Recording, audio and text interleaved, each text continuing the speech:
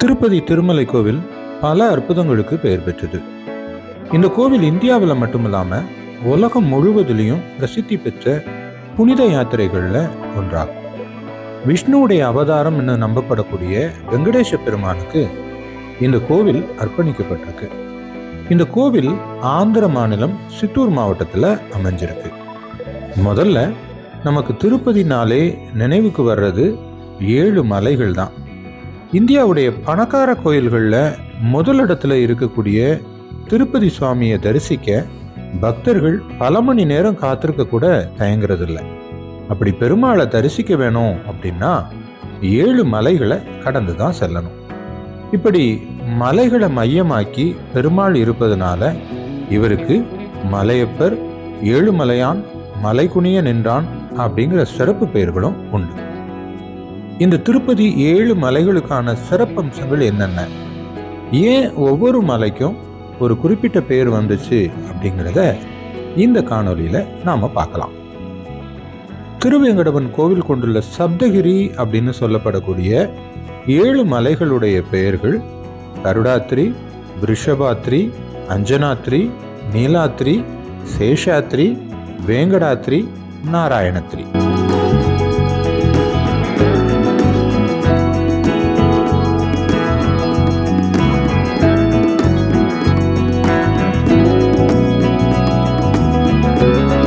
விருஷாத்ரி மலை. விருஷன் அப்படிங்கிற அரசன் மோட்சத்தை அடைய இந்த மலைக்கு வந்து தவம் செஞ்சார். அவரது பெயர்ல இந்த மலை விருஷாத்ரி அப்படின்னு பெயர் பெற்றது.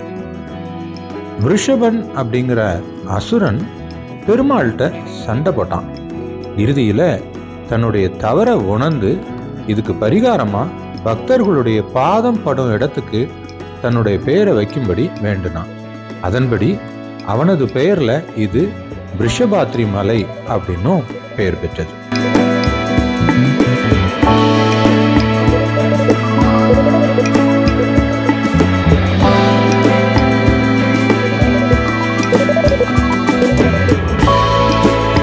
கருடாத்ரி மலை. கருடாழ்வார் தன்னுடைய பாவத்தை போக்க இங்க வந்து தவம் செய்தார்.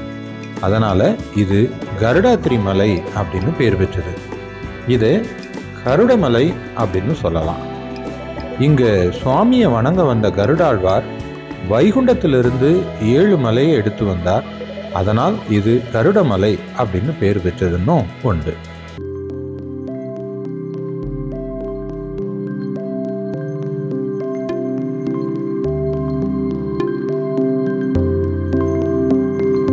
அஞ்சனாத்ரி மலை.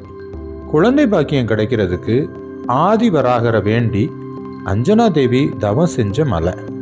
அந்த குழந்தை தான் ஆஞ்சநேயர். இவளது பெயர்ல ஏற்பட்ட மலை தான் அஞ்சனாத்ரி மலை.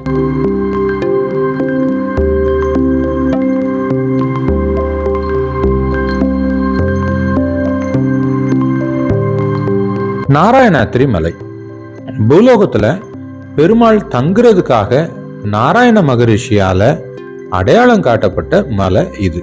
இதனால இது நாராயணாத்ரி மலை அப்படின்னும் அழைக்கப்படுது.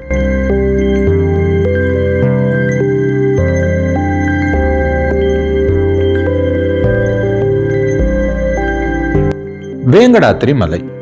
வேம் கூட்டல் கடம் வேங்கடம்.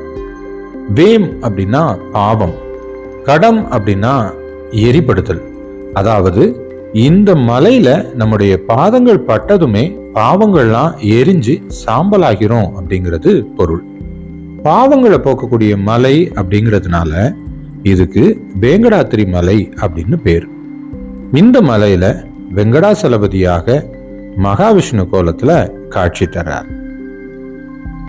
இந்த மாதிரியான தகவல்கள் உங்களுக்கு பிடிச்சிருந்தது அப்படின்னு சொன்னா நீங்க இதுக்கு ஒரு லைக் போட்டுட்டு போங்க. இது வரைக்கும் நம்ம சேனல் நீங்க சப்ஸ்கிரைப் பண்ணல அப்படின்னு சொன்னா சப்ஸ்கிரைப் பண்ணிட்டு பாருங்க.